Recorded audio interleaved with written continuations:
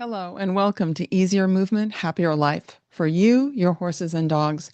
I'm Mary Debono, and today I want to share a counterintuitive and very powerful strategy that can transform how you move and how you help your horses and dogs. And I call it do the easy side badly. So let me explain.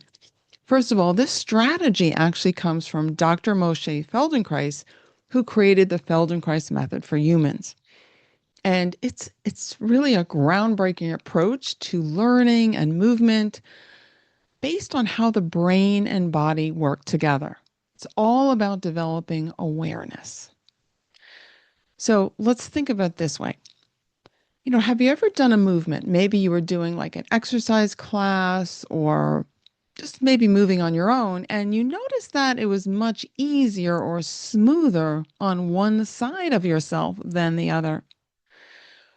For example, maybe you were lying on your back and you were sliding your leg. You were sliding it up and out.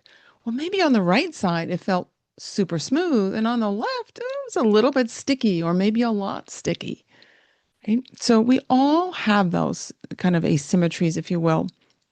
And one side might feel more coordinated and graceful, and the other side might feel a little more disconnected or restricted.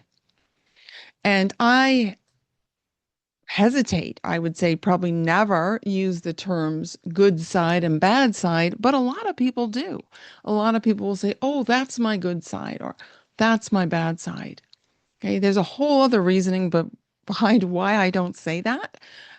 However, you might find that one side is a little more, let's just say, interesting than the other, that there are some glitches, just not as smooth, not as elegant. And it doesn't have to be the whole side. Like you might notice a difference between each leg, but maybe the right leg is easier to do certain things with. Maybe the left arm is easier to do other things with. Maybe you turn more easily in one direction than the other. I mean, all these variations are very typical of us, okay? And our animals have them too.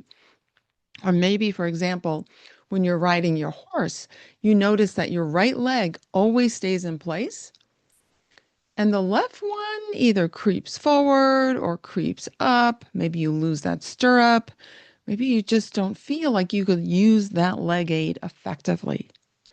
Or maybe when you're playing with your dog, you notice that there's just this easier direction that you turn in. So you tend to do that more than the other direction. So again, we all have these kind of like asymmetries, right? So, and again, let's just for the sake of this episode call them like an easy side and a hard side.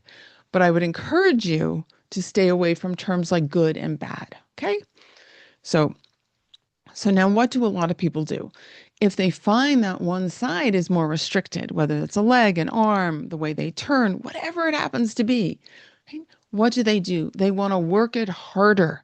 They want to stretch it. They want to push through to get it to feel like the easy side. Okay. That is not a good strategy. Yes, I know it's a common strategy, but it's not a good one, right? There's another way, a way that I think is much better.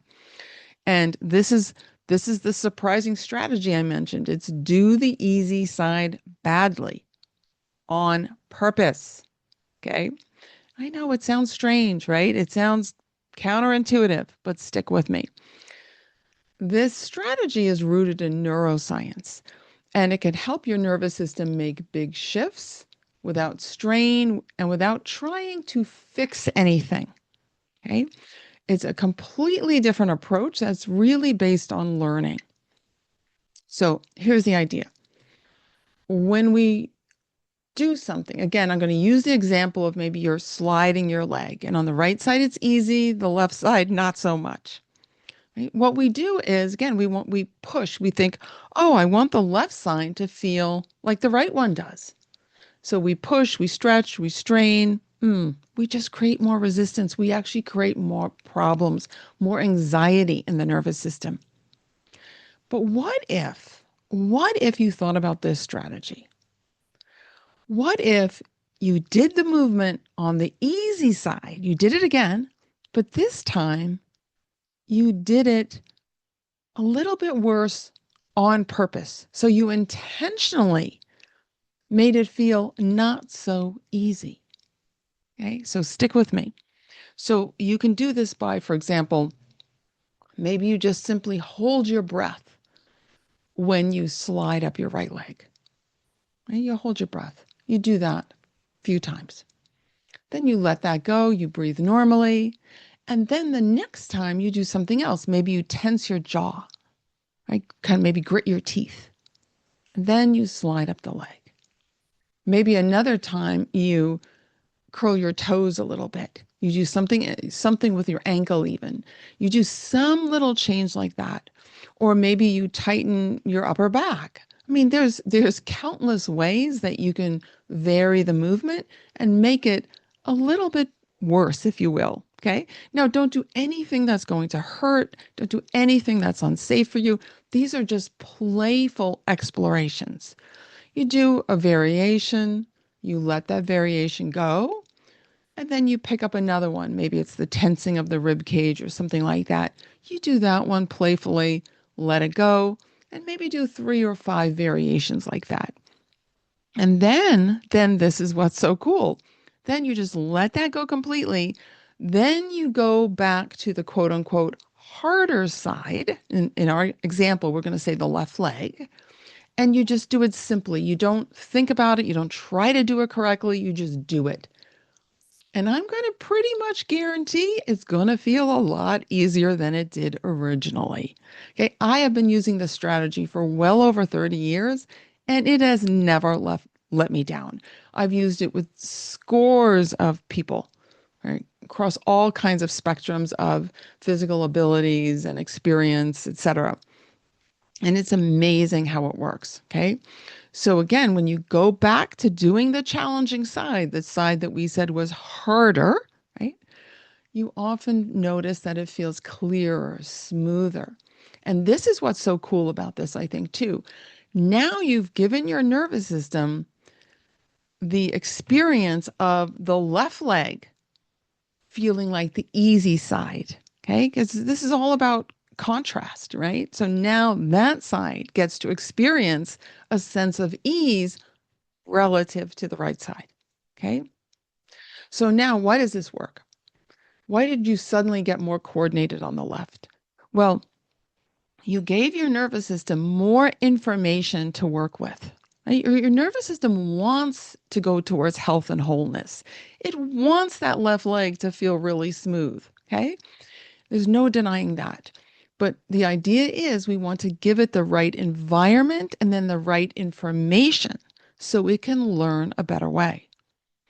So you didn't force anything. You just gave your brain contrast to reorganize more effectively. So think of it this way. Your brain is kind of like a detective gathering clues. And the more information it has about what works and what doesn't work, the better it can solve the puzzle of coordinated movement.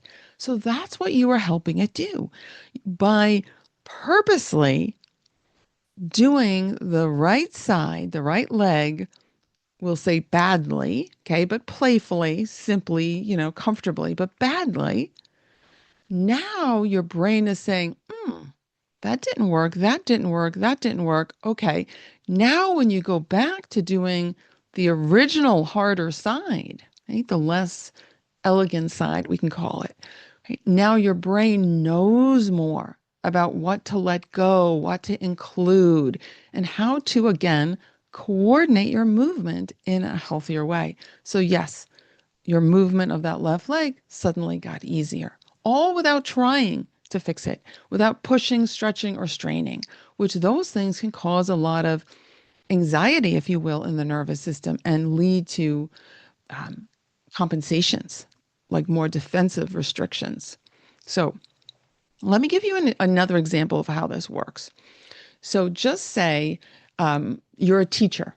You're teaching elementary school and you have a little boy in your class named Johnny. And Johnny's kind of anxious about the whole arithmetic thing. So instead of saying, okay, Johnny, what's 2 plus 2?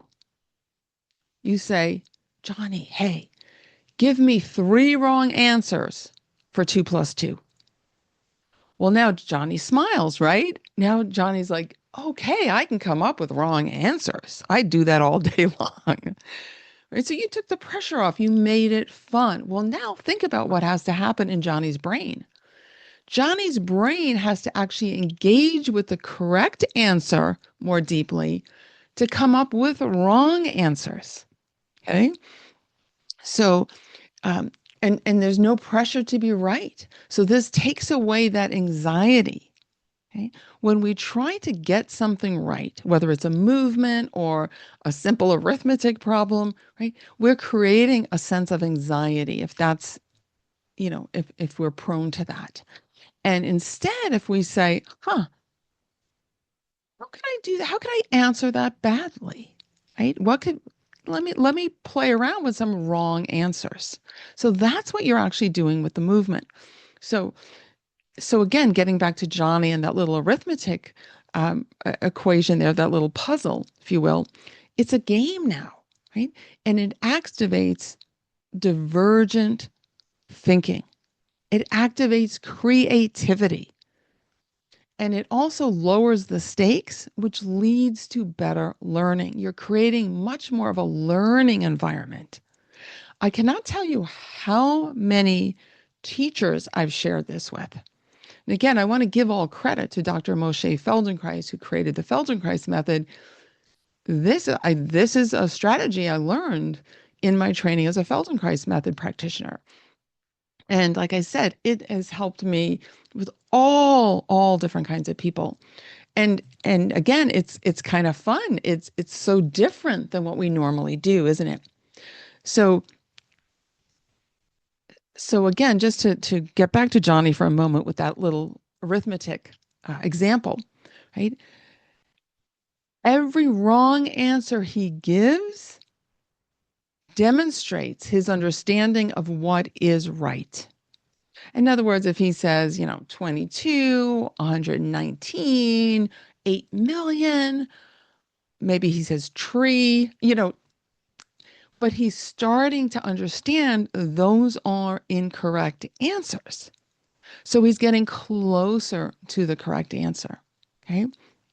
So the same thing happens when we're talking about movement. So when we intentionally vary your quote unquote good side, the easy side, you're teaching your nervous system about the boundaries of coordination, what helps, what hinders, what feels smooth, rather than what feels awkward. So, in fact, research in motor learning and neuroplasticity support this. There's a neuroscientist, he's very prominent. His name is Dr. Daniel Wolpert, and he's a big neuroscientist in motor control. And he says that the brain's primary function is to predict and correct movement based on sensory feedback. Okay. So when you introduce unexpected or contrasting inputs, even playfully, like we're doing, right? It enhances the brain's ability to refine those predictions. So that's what you're doing with your nervous system, with your movement. You're playing with contrast. You're giving your brain options and you're lowering the pressure. So, how do you do this? How do you take this into action? So, again, if we want to use the example of you're lying on your back and you're sliding your leg, right? We just want to do one little variation of quote unquote making it worse, right? Then you go back to the easy side. And this is the thing, when you go back to the original harder side, right? And now it feels easier. You didn't force a change. You revealed one. Right? You didn't make that happen. You didn't try to force that improvement. You uncovered it. This is a huge distinction. And now I want to say this just to be really super clear. You're not trying to make the easy side worse permanently. We're not doing anything like that. Okay. You're just giving your nervous system a temporary contrast so it can better appreciate what makes the good movement easier. Again, you're just uncovering things. So let's think about this in terms of the bigger picture. What this strategy reminds us is that trying to fix ourselves or our horses or dogs rarely works. Okay, it rarely works. But because when you approach things with pressure, with trying to get it right, with striving, with trying to correct the quote unquote problem, you can actually reinforce the issue. That's what often happens. But when you take a much more exploratory approach, when you remove pressure and invite curiosity, you open the door to natural, organic improvement. And so, in my work with horses, dogs, and other animals through Debono moves, I don't aim to correct or fix them. I don't do that. Instead, I invite curiosity, presence, and connection. And it's not about fixing their posture or their movement. It's about creating an environment where their nervous system can explore and reorganize naturally. So you can bring this same mindset to your own movement practice. Just let go of fixing. Get curious instead. One of my students put this so beautifully. Her name is Cheryl. She said, it changes the whole question. Think about that. It does. When you let go of this compulsion that we have as humans to fix, to strive, to strain, to like get it right, it it just shifts. It completely changes the whole question. You start to search then for what feels easier rather than trying to butt up against, something that isn't working for you. So think about that. You're changing the whole question. So again, instead of asking, how do I fix this? You're asking, what can I learn from how I do it on this side? What can I learn from what's already easy? Right? That shift in mindset is where the change happens. So let's think about how we would do this with our animals too. So let's just say, instead of trying to correct, trying to fix yourself or your animals, right? Your horses or your dogs, your cats, whoever, just invite curiosity into the equation, okay? And remember that this is about learning. This is the work I teach, the Feldenkrais method for humans and Debono moves for horses, dogs, and other animals. It's all about learning. You're learning yourself how to move more easily, and you're helping your horses and your dogs and your cats also learn how to move more easily. And this can happen at any age. I work with people in their 90s.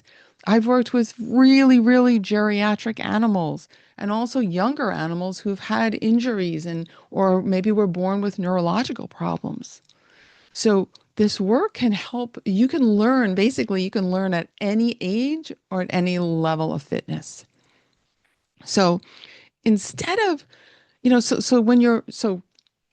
when you're either working with yourself, right, improving your own healthy movement, or maybe you're riding your horse or teaching your dog something, remember, the fastest way forward is usually to take a step back, breathe, smile, and then get curious. So instead of trying harder when things are difficult, get curious about what's already easy and then gently explore the edges of that ease. So let curiosity guide you and your animal towards natural improvement. So thank you so much for being here with me today. I hope this episode gave you maybe a new way to think about movement or improvement in general, both in helping yourself and your animals. And when you put this into practice, I'd love to hear from you. So feel free to email me, mary@marydebono.com. Also, Wherever you're, like, if you're listening to this on a podcast app, right in the description, there should be at the top a little link that says send Mary a text. And I'd love to hear from you. So whatever's easiest, sending me a text through your podcast player app, or emailing me, I would love to hear from you. So thank you so very much for listening, subscribing, and reviewing the podcast. I so appreciate you. And here's to easier movement and happier everyone. Talk to you soon. Bye for now.